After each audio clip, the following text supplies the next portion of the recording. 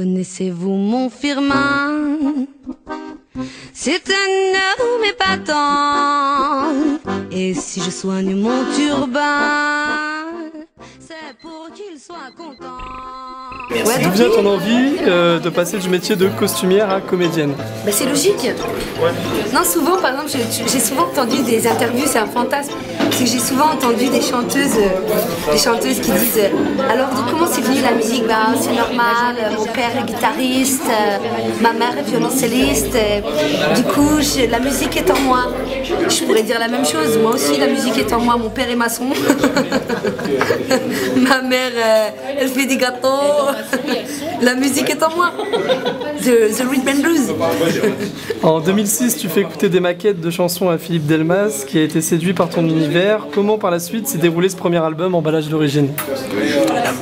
Écoute, bon, faut pas se voiler la face, hein. Faut coucher.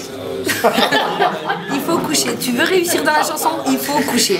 Non mais je vais pas te mentir. Parce que franchement, je serais dégueulasse de te mentir. Tu sais, je pourrais te dire ouais, c'est le talent et tout. Non, rien à voir. Bah non, rien à voir. Moi, qu'est-ce que j'ai couché? D'où le titre de l'album, Emballage d'origine. C'est pas vrai, je rigole. Mais non, oh là là, j'ai pas couché. Alors, en 2009, tu es coup de cœur du Printemps de Bourges, coup de cœur Fnac. En 2009, tu as le prix du jury au festival Alors on chante. En 2009, encore un prix du jury au musical de Bastia. En 2009, le prix Charles Cros. Pour toi, qu'est-ce que la scène et comment la travailles-tu? Écoute, bon moi à la base je suis pas chanteuse, hein, je suis humoriste. Donc tous ces prix, ça m'a fait bien plaisir. Parce que c'est pas tous les jours quand même que t'as des prix. Non? T'as déjà eu un prix toi? Peut-être le prix d'honneur en CP ou un truc comme ça. Quoi. Ah ouais, t'as eu le prix d'honneur en CP? Ouais, un truc comme ça. Ah ouais, putain, moi même mon brevet des collèges, je l'ai raté. Je te jure, c'est vrai, je suis arrivée en retard. Bon, après, c'était plus dur pour moi. En maths, je suis arrivée en retard en maths.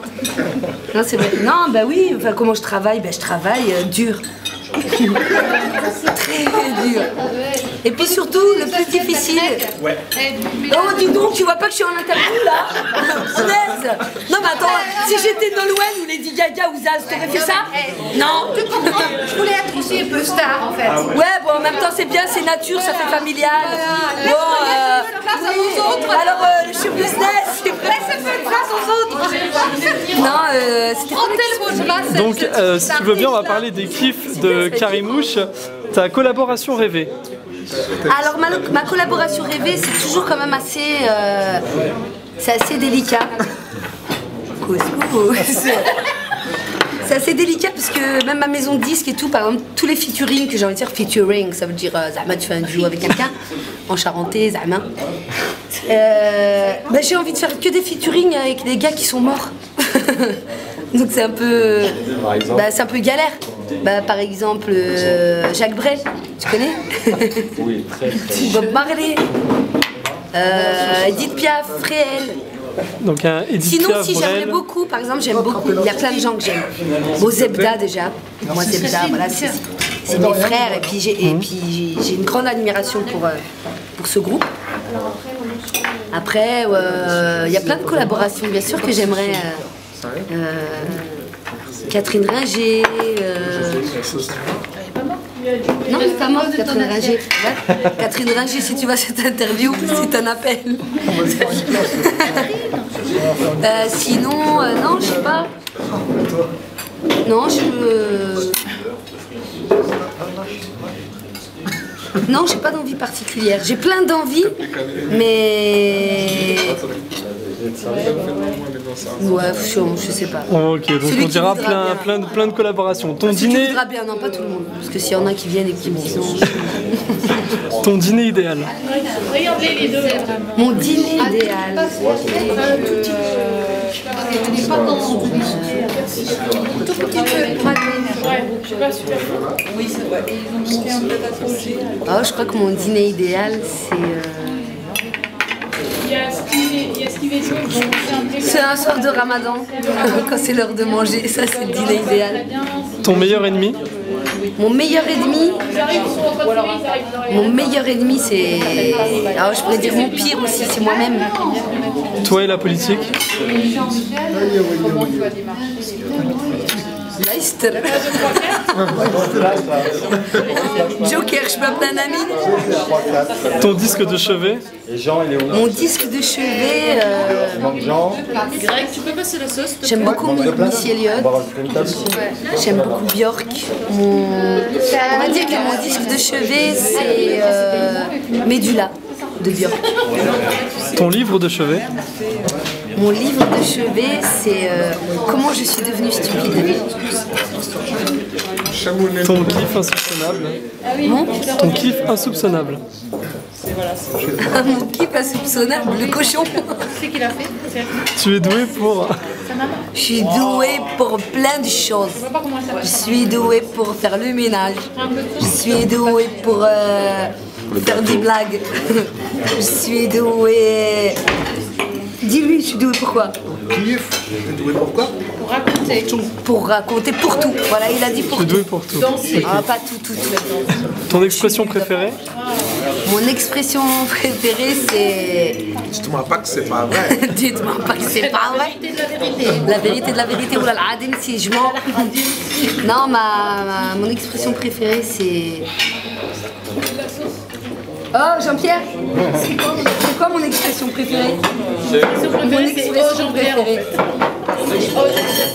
Je crois que c'est oh Jean-Pierre.